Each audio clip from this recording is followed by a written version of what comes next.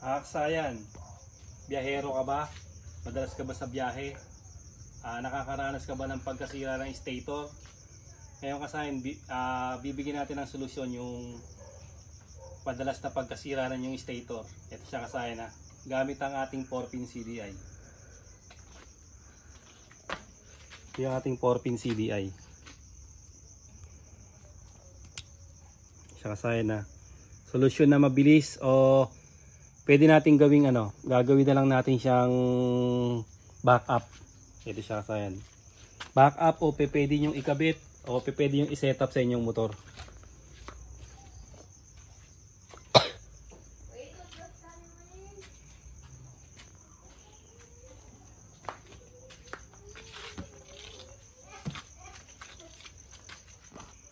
Ito siya.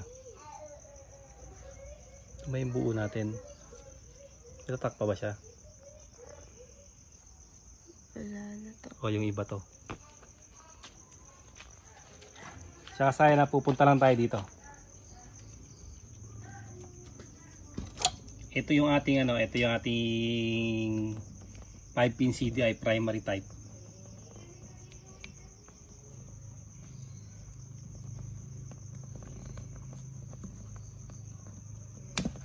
Kasaya na. Pagka kinabit natin to, hindi siya pwede kasi 4-pin CDI. Ang kailangan natin dito, alisin muna natin yung yung primary coil. Ang kulay ng primary coil, Honda o mga China motor, Rusi, Euro. Ito siya. Motor Star.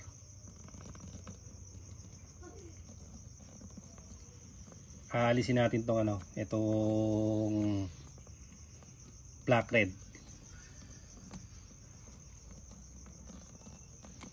Itong black red ilalagay natin sa accessory wire. Ayun, yung pinakamalapit na accessory wire na pwede nating kuwanan. Pwedeng sa brake light o pwede sa dito. Ito yung accessory wire, yung solid black. Ito siya, ito yung wire nyon. Dito tayo magduduktong. Tayo ng wire dito na panduktong.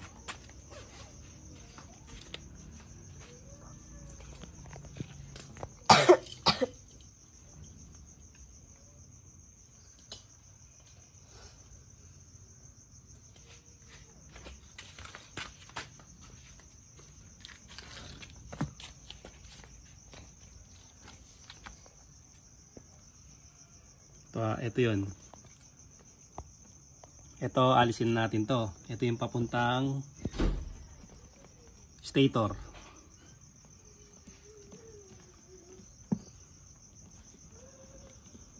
Ito ngayon yun. Duduktungan natin. Papunta to sa accessory wire. Tapos, kukonek natin.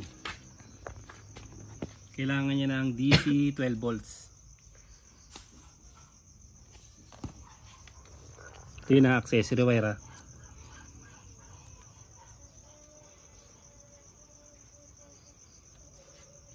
Para sa madalas masira ng stator o nangangambang magbiyahe. Natin.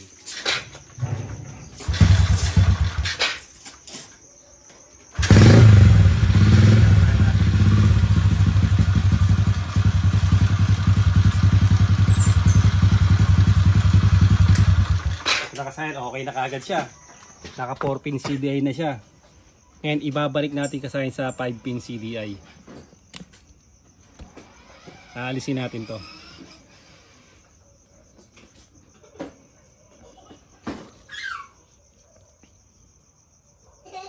Kasayan na 5-pin CDI, ibabalik ulit natin.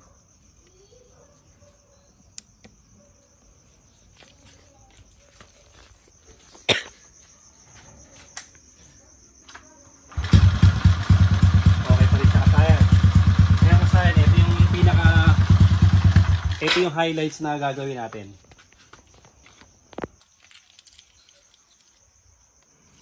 Ito magwa-wire tayo dito.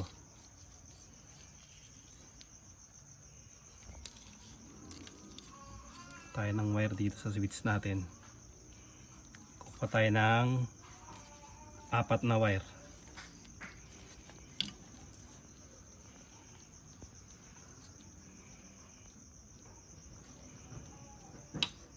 Sukatin lang natin ha. Dito natin papadaanin. Tutukan mo sa may butas. Yan. Ito. Itong butas. Dito natin papadaanin yung 4 na wire. Ayan siya ha.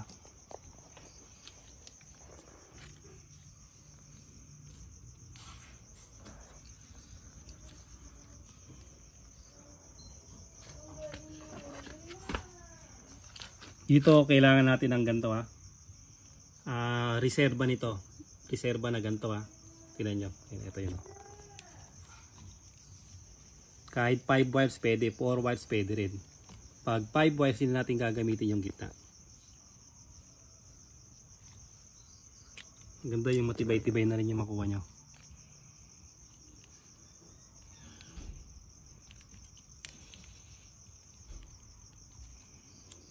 Siya kasaya na. Etong 4 na to, duduktungan ko to ng wire. Tapos bubuksan ko tong mga tape na to para naka-ready na tayo mas mabilis. Yan, nakasaya na yan. Tapos babalikan namin kayo. Ito nakasaya na, i-power pa na natin. Ito na yan, pinadala natin sa butas. Ito siya.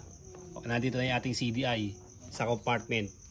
Pwede nyo gawin to sa mga motor na Euro Racing 110, yung mga MP100, MP110, SS110 ng Rusi, Euro, basta kasayan yung mga mga stator drive,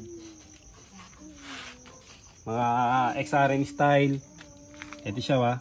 Ito naka-ready na rin to. Ito yung pormahan niya wa. Ito yung CDI natin, 4-pin CDI. Huwag nyo nang tignan yung kulay. Ang importante rito, makabisado nyo yung pwesto 1. Ito yung pinaka-contil, yung tandaan ha.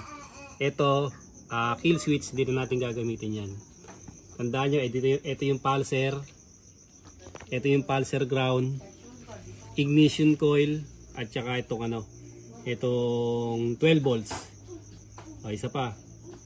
Pulser, pulser ground. Madaling tandaan. Ignition coil. At saka yung yung 12 volts. Ito siya, yun yung porba niya na.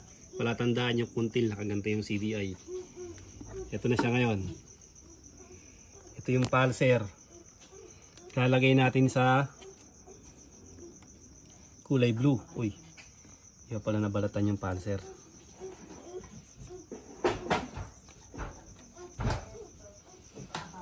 Siya kasaya na, lalo na sa mga biyahero.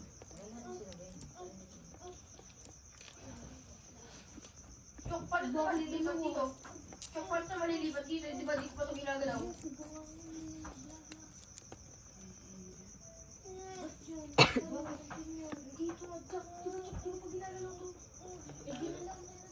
Ito yung pulser. Ito yung pulser ground. Green. Ito yung pulser ha. Tinandaan ko to. Ito yung pulser ng 4-pin CDI. At pulser ng XRM 110.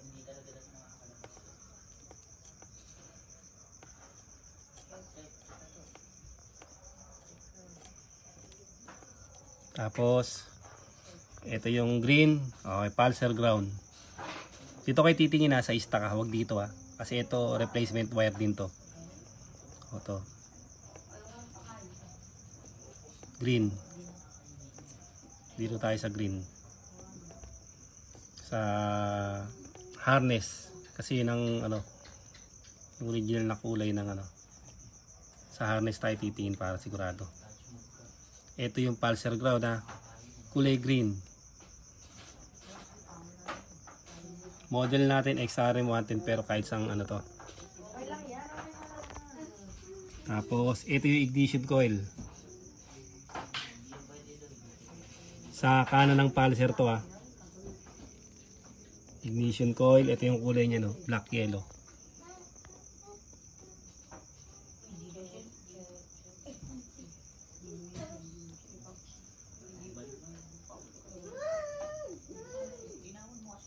Tapos isa na lang yung natitira. Isa, dalawa, tatlo, 12 volts. Ito na yon. Walang 12 volts yun. Dito yon sa may ito. accessory wire. Meron tayong kumuha sa ano sa brake light switch. May accessory wire doon.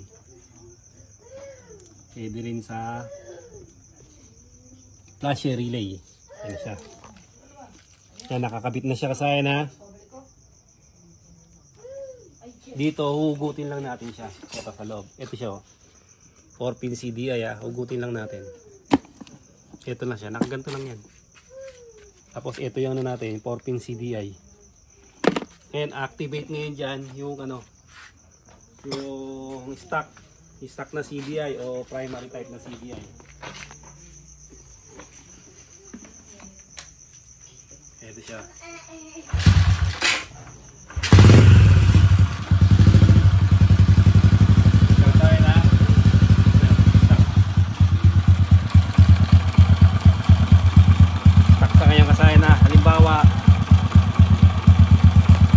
Halimbawa nasira siya kasi nasira yung stator natin o nasira yung primary coil. Ginawa ba ito? Malakas. Malakas.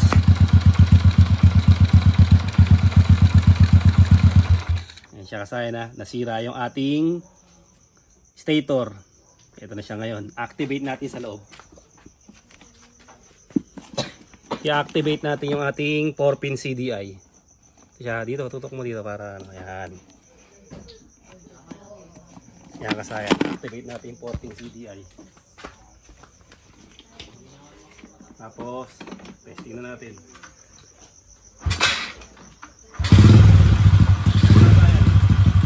Gawin lang siya kasimple.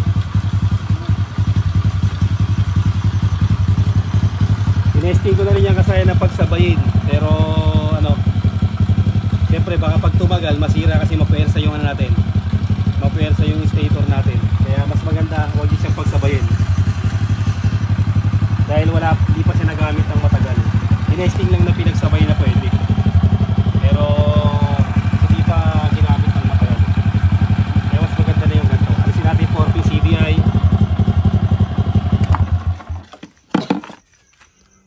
Dahil buo pa halimbawa yung ano natin, okay pa naman yung ating ano, ang lakas pa ng ground. Yan, okay pa yung ating stator o yung primary coil. Ito siya.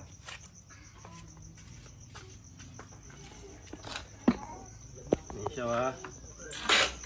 Kaya hindi na nyo, lobat yung ano natin ha, sira yung battery natin ha. Sira yung battery pa natin yun. Primary ano, stator, gumagana yung ano natin, stock CDI. Stock CDI kasi na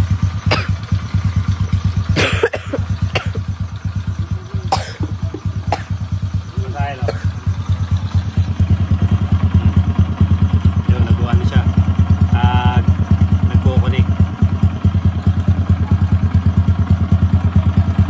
Kaya na. Ang iba yung ano niya, tumaas yung minor niya. Napansin nyo kasi tumaas yung minor kasi magkasabay. May pwede naman siya pero sigurado may masisira sa kanya component kapag sasabay natin. Lumakas yung ano niya, yung makas yung ano, brake. Kasi mahal din naman yung ganito kasayan. Pero iano rin natin yan, susubukan din natin siyang ano, i-experiment din natin na magkasabay ito. At saka yung talagang tatagal siya ng magkasabay. Hindi natin nasira yung ating stator. Connect tayo sa loob.